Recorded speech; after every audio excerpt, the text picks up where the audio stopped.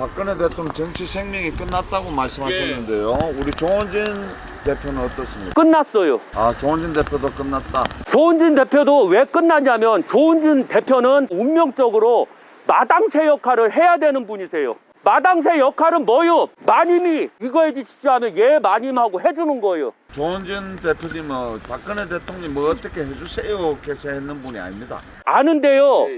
그걸 보면 안 돼요. 배수가 높으면 알아서 해주는 게 알아서.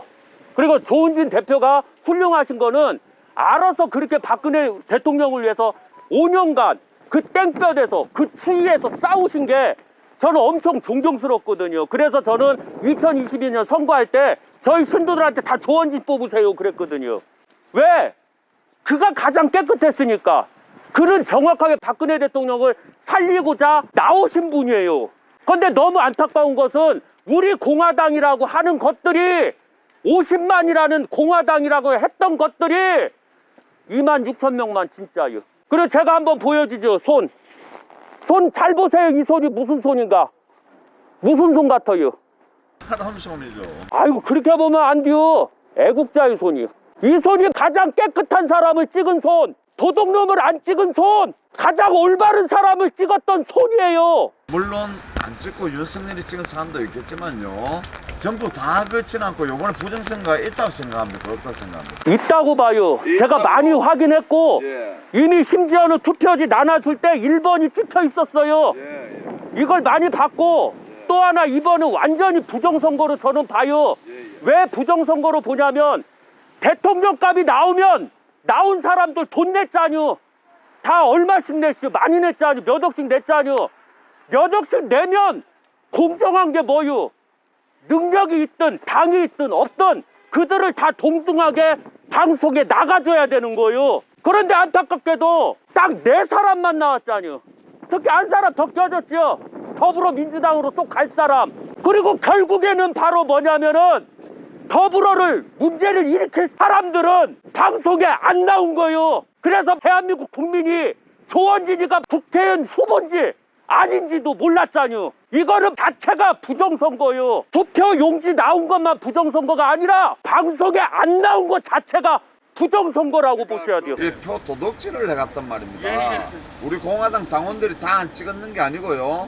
일반 우리 당원 아닌 사람들도 많이 찍었어요. 예를 들면 딱 좋은 말씀 하셨는데 우리 공화당 당원이 50만이면 못해도 40만 장은 나왔어야지요. 그런데 우리 공화당 당원들조차도 어떤 생각을 갖고 있냐면 정권이 바뀌어야 된다. 조원진은 원래 안 돼요. 대통령 제가 유튜브에 이미 다 써놨죠. 안 되는데 왜 찍으십니까? 생불님은 미래를 내다보시면서 제가 딱 한마디 했죠. 손을 깨끗하게 해서 찍었습니다. 제가 손모가지 자르라고 그랬잖요. 국회의원들 300명 중에 거의 보면 100명 정도가 전과자잖요. 심지어는 대통령감이라고 나온 자들이 다 전과자에다 군대도 안 갔다 왔잖요. 여자는 빼고 남자들은 군대 다 갔다 와야 돼요.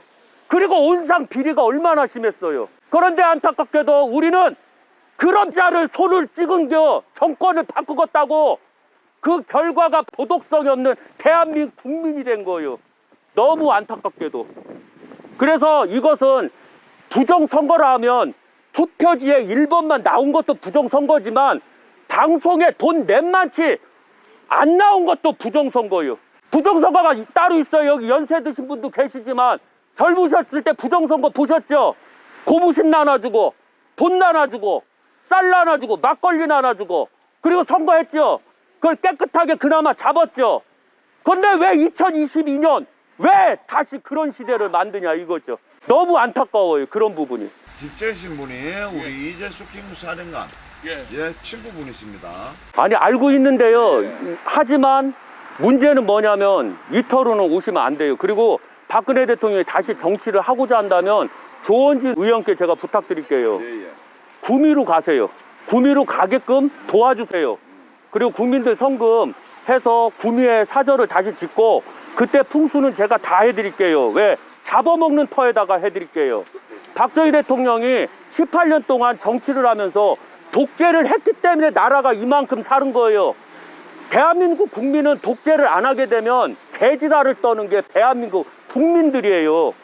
그래서 꽉 잡고 너희들 먹여 살려줄게 하면서 나가는 게 올바른 거예요. 현재는 보셨잖아요. 5년 동안 대한민국 국민들에게 자유를 주고 정보를 주고 휴대폰을 마음껏 쓰게 해줬더니 오히려 정보에 속고 있었잖아요.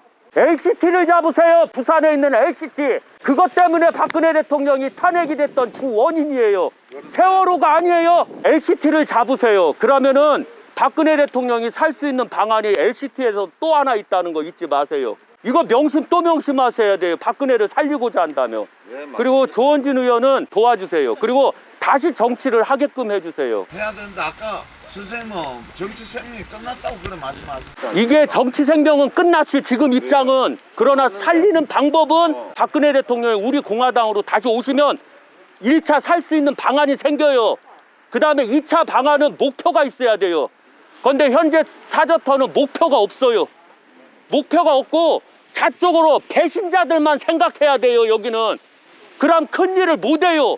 배신은 했지만 다시 대한민국을 위해서 품어줘야 돼요. 다시. 그러면 구미로 가시게 되면 박정희 대통령 생가터로 가시게 되면 거기 넓은 땅 많아요.